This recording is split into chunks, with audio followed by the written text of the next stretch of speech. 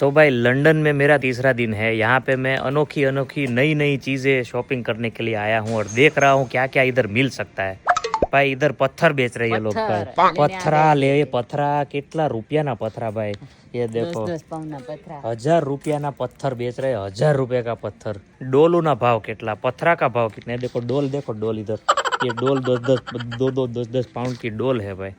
और यहाँ पे लकड़े का सेक्शन है। लकड़े का ईटोड़ा बेचे भाई। ईटोड़ा देखो, ईटोड़ा 10 मतलब चीजें। एक ईंट से मैं इधर आया ना जीजा जी, मेरे को इधर खाटला बनाने का मन हो रहा है। खाटला बना के, लेकिन इसकी प्राइस तो देखो, ये एक की लेंगे ना, हाँ। 25 पाउंड की है, तो इस ऐसा 4 चाहिए। 4 चाहिए ना। हाँ। तो कितना होगा?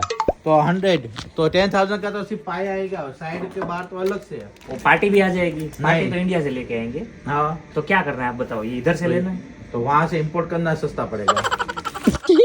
ભાઈ ખાટલો બનાવો હોય ને, 4 પાયા તમને 10,000 રૂપિયાના થાય આની પ્રમાણે। તો મજૂરી अलग कटिंग करावानी बधी। भाई जीजाजी ने बोला प्लान कैंसल। जेठालाल ने जो बोला वो बोला, सुंदर वीरा का प्लान कैंसल। इधर नहीं बनाने का।